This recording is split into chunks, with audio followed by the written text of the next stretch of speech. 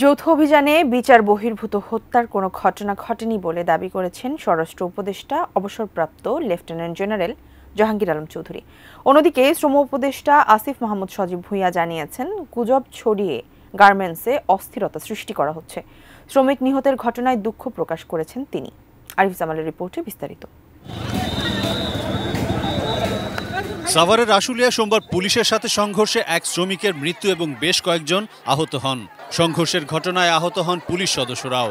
বিক্ষুব্ধ শ্রমিকরা আইনশৃঙ্খলা রক্ষাকারী বাহিনীর অন্তত 5টি গাড়ি ভাঙচুর করে। এ ব্যাপারে শ্রম উপদেষ্টা আসিফ মাহমুদ সজীব ভুঁইয়া অভিযোগ করেছেন, সোমবার গুজব থেকে সাভারে সংঘর্ষের সূত্রপাত হয়। মিথ্যা তথ্য ছড়িয়ে শ্রমিকদের বিক্ষুব্ধ করে রাস্তায় নামানো হয়েছিল।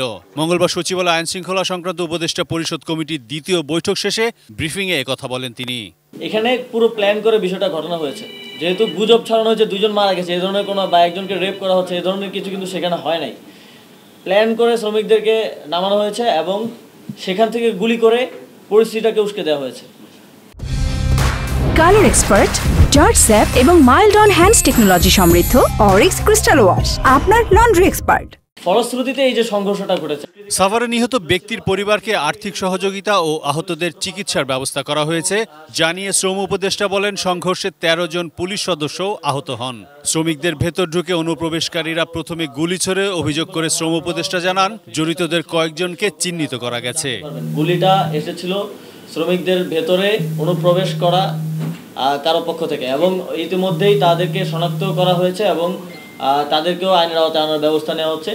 ব্রিফিংয়ে স্বরাষ্ট্র উপদেষ্টা জাহাঙ্গীর আলম চৌধুরী জানান, দেশের আইন শৃঙ্খলা পরিস্থিতি খুব ভালো না হলেও সন্তোষজনক এবং ধীরে ধীরে পরিস্থিতির উন্নতি হচ্ছে। এবারের দুর্গাপূজা নির্বিঘ্নে হবে বলেও আশা করেন তিনি। আমাদের যত ধরনের পদক্ষেপ নেওয়া আমরা তা নিব এবং আমরা আশা করব এবারের পূজা যত পূজা হয়েছে ওর থেকে এইবারের পুজোই সবচেয়ে বেশি ভালো হবে। এক প্রশ্নের জবাবে স্বরাষ্ট্র উপদেষ্টা জানান, পুলিশের যেসব সদস্য এখনো কাজে যোগ দেননি তারা অপরাধী হিসেবে চিহ্নিত হবেন। পুলিশ, বিজিবি ও আনসারের নতুন নিয়োগের উদ্যোগ নেওয়া হয়েছে জানিয়ে তিনি বলেন, গঠিত কমিশনের রিপোর্টের ভিত্তিতে পুলিশের সংস্কার করা হবে।